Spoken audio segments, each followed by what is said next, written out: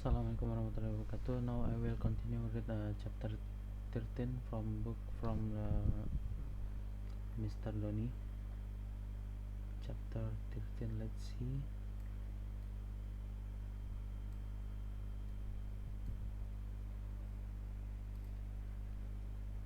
Flow charting.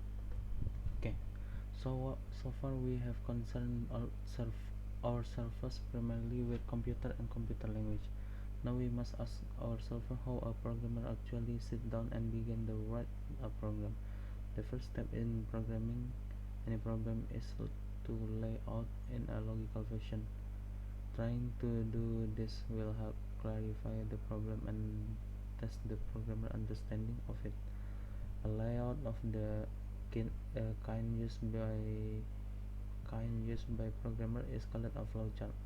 Flowcharting is not restricted to the preparation of program in any particular language, but is rather a broad overview of the specific problem independent of the particular language that is to be used in the final program.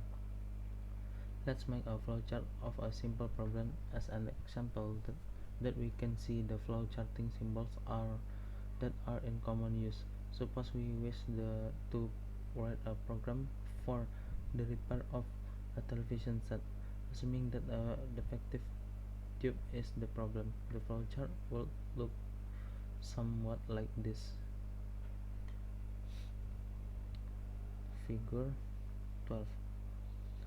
All the all that the flowchart indicates is that each tube should be tested until a defective tube has been replaced. We can then assume that the machine will be in proper working order. Let's take another example. In this case, a woman has some clothes to wash.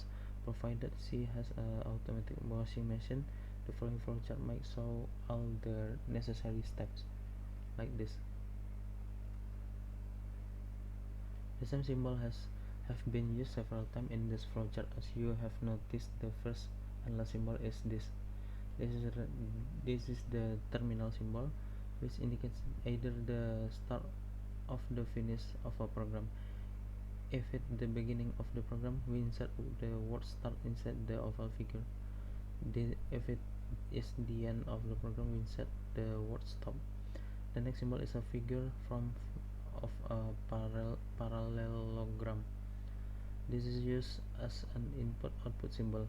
It indicates indicates it indicates it indicates that we either bring something to the program or we take something from the program.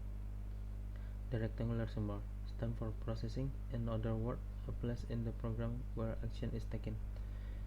The diamond symbol indicates that a decision has to be made. It is usually is the form of a question that has to be answered, as in both of the flowchart that we have given as example. Finally, the direction of flow of the program is indicated by arrow that show the order in which the different actions in the program are performed. The symbols are used in flowcharting. Thus, however, are like 5 basic ones. With them, one should be able to flowchart just about any problem because the symbols resemble blocks. Flowcharts are frequently called block diagram. One must remember that a flowchart is not a program but only a step in the preparation of a program.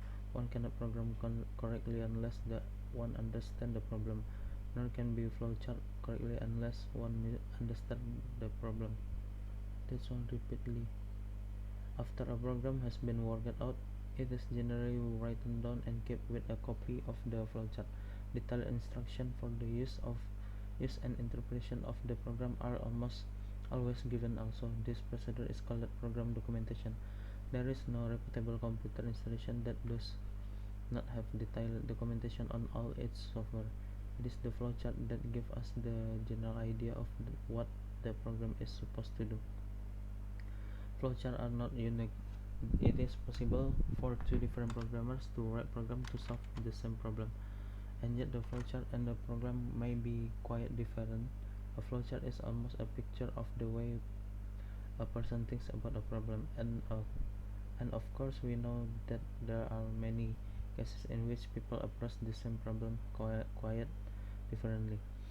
When documentation is not available, it is possible to make a flowchart from application program. This is really working backward in the normal procedure. The flowchart will come before the application program. However, when the original flowchart has been lost or destroyed, it may be necessary to create it all over again in order to understand the program for which it was a preparatory step. And the first thing that a student programmer is taught is flowcharting. A new programmer ability is frequently referred by his ability to flowchart problems that are given to him to solve, since it requires a logical and analytical mind to break down a problem into small parts and then write a clear and inclusive flowchart of all those parts. The intellectual father of flowcharting is John von Neumann. He and his colleague at the Institute of Advanced Studies at Princeton, New Jersey, were the first to use of graphic aids in outlining the solution of problem on which they were working. Even though the conversation of flowcharting are different from now, thus what von Neumann used, the spirit and purpose of flowcharting remain the same. From a practical point of view, people usually set about making flowchart in one of two ways. One, simply to pick up a pencil and scratch out graphic outliner as one process to work out the step in the problem. That is quite satisfactory if it is not intended to be a permanent record of the flowchart. It might be considered a form of thinking out loud, using pencil and scratch paper instead of speech. When a neater flowchart is required, however, a template is usually used. A template is a sheet of plastic with all the flowcharting symbols cut into it. When it is used to outline the symbol, the final result is neater and more readable than the freehand version of the flowchart. Okay, see you next time.